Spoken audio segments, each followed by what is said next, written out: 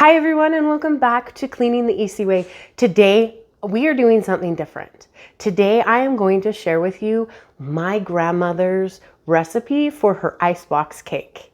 It was a staple for a dessert growing up every Thanksgiving and Christmas.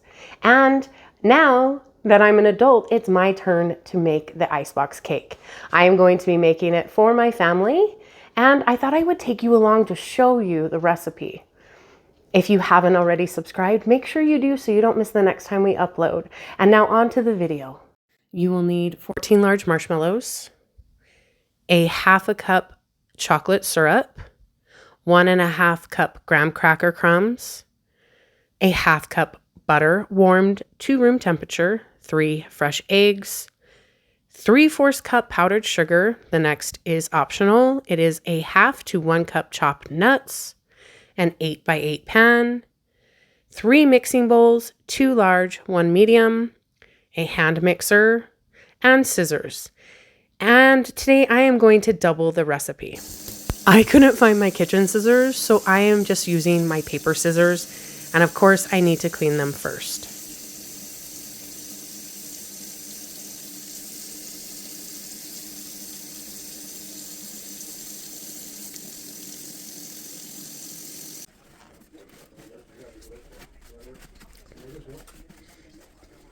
Like I said, I'm doubling the recipe, and that's because I'm going to leave one at home for my children and take one with me for dinner.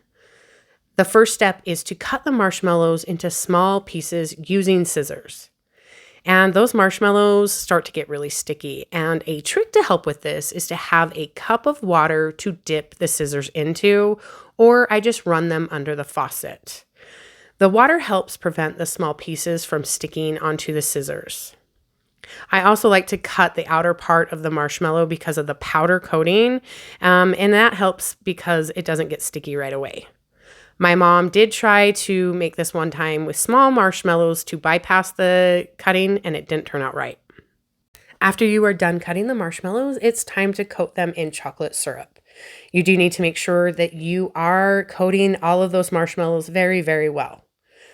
As you are stirring, you will notice that the pieces of marshmallows will stop sticking together. Once you're done, you just set it to the side, but you do need to make sure that you're stirring it often. Now we will separate the egg yolk and the egg white. I purchased this egg separator just to make this icebox cake. I separate each egg into a separate cup in case some yolk leaks into the egg white. You cannot have any yolk in your egg whites, or else the egg whites will not fluff at all. This is something I wish I knew the first time I made this. You will put the egg yolk into one bowl and the egg white into the other. I use the medium mixing bowl with the egg white. After you've separated out the egg yolk from the egg white, it is time to beat the egg whites until they are stiff. If after a bit you notice they are not getting stiff, you more than likely got some egg yolk into those whites, and you'll have to scrap and start over again. It will eventually kind of look like whipped cream. And now we are going to combine the butter and powdered sugar to the egg yolk. And you will mix it until it is fluffy.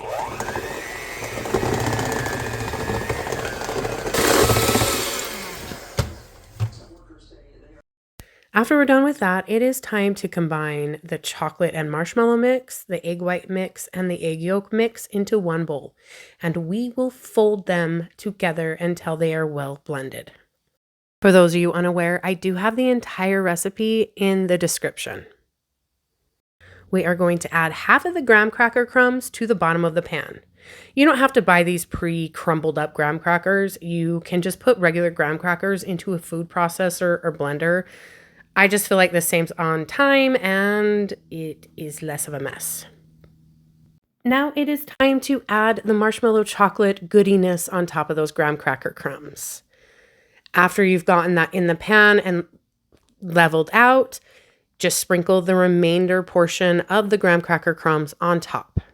I like to make sure that there is no chocolate or marshmallow showing.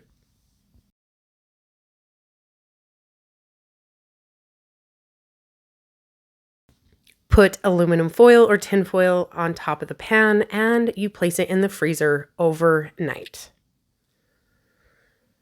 And this would not be a cleaning video if I didn't show you the cleanup process. So sit back and enjoy.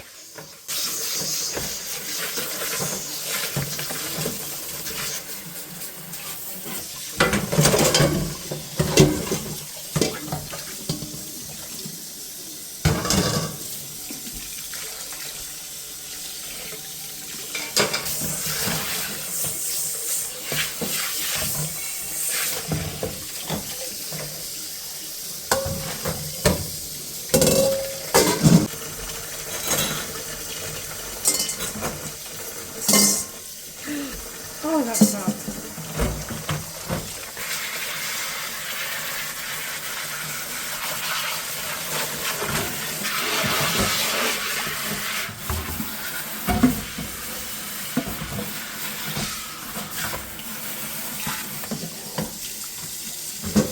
Oh, that's hot.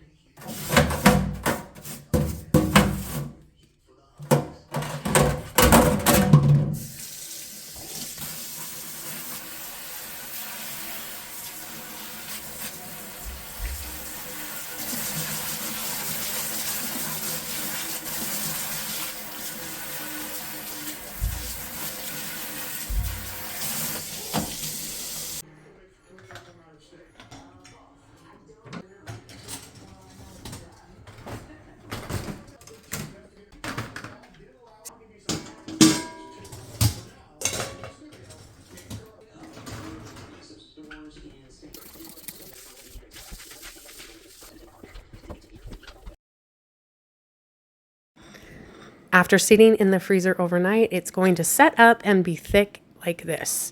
This is definitely one of my family's favorite recipes, and I hope you all enjoy it. We do appreciate you for watching, and have an amazing day.